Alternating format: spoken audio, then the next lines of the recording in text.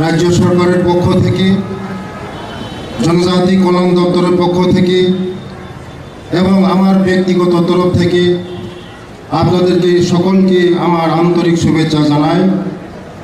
এই দিনটি আমাদের সকলের জন্য একটি গৌরবময় দিন।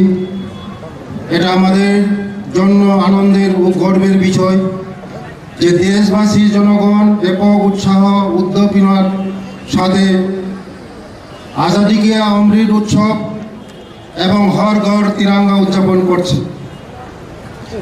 স্বাধীনতা দিবস এমন একটি দিন যা আমাদের কিংবদন্তি স্বাধীনতা সংগ্রামীদের অনুপ্রেরণামূলক যাত্রা ও অবিরাম সংগ্রামী প্রচেষ্টার কথা স্মরণ করিয়ে দেয়। ব্রিটিশদের হাত থেকে স্বাধীনতা অর্জন এবং দাসত্বের শৃঙ্খল ভঙ্গ সহজ ছিল না। এই স্বাধীনতা পেতে অনেকেই আত্মবলিদান দিয়েছেন। পরিধনতার করাল গাছ থেকে দেশ মাতৃকাকে মুক্ত করার জন্য তারা জীবনের সকল শোক বিসর্জন দিতেও পিছপা হননি। আজ তাদের এই বলিদান কৃতজ্ঞ চিত্তে স্মরণ করেছি এবং তাদের প্রতি আমার বিনম্র শ্রদ্ধা জ্ঞাপন করেছি। আজ আমাদের একসঙ্গে অঙ্গীকার করা উচিত আমরা এমন কিছু করব না যাতে আমাদের মাতৃভূমি মর্যাদা ক্ষুণ্ণ হয় এবং দেশের অগ্রগতি বাধাগ্রস্ত হয়। দেশের সামগ্রিক বিকাশ তথা পিছিয়ে পড়া জনগোষ্ঠীর সার্বিক উন্নয়ন নিশ্চিত করার লক্ষ্যে স্বাধীনতা সংগ্রামীদের নির্দেশনা ও পদাঙ্কন অনুসরণ করা আমাদের কর্তব্য। রাজ্য সরকার জনজাতি জনগোষ্ঠীর অর্থ সামাজিক উন্নয়নের লক্ষ্যে বিশেষভাবে সচেতন।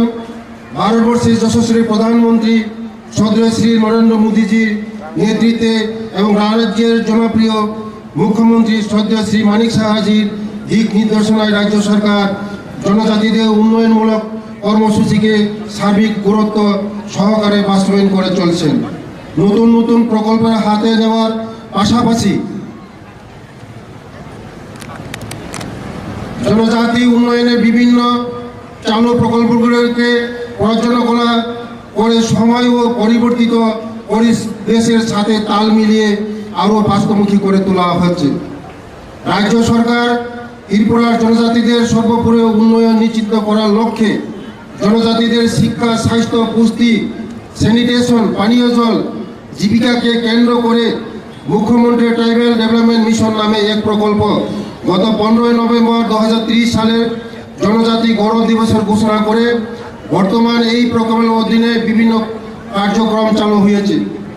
রাজ্যে এওয়াই এবং পিজি হোল্ডার হাউস হোল্ডার তালিকাভুক্ত সকল জনজাতি পরিবারকে জীবিকা নির্বাহের লক্ষ্যে অর্থনৈতিক কর্মকাণ্ড পরিচালনার জন্য মুখ্যমন্ত্রী জনজাতি বিকাশ যোজনার মাধ্যমে এককালীন 25,000 টাকা করে আর্থিক সহায়তার প্রদানের লক্ষ্যে মাত্রা রাখা হয়। ইতিমধ্যে 9,326টি এওয়াই এবং পিজি হাউসহোল্ড তালিকাভুক্ত জনজাতি পরিবারগুলোকে উক্ত আর্থিক সহায়তা প্রদান করা হয়েছে।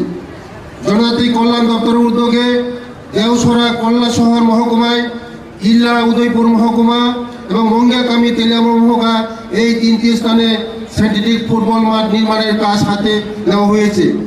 এর মধ্যে দেওসরা ও ইল্লার মাঠ নির্মাণের কাজ সম্পন্ন হয়েছে।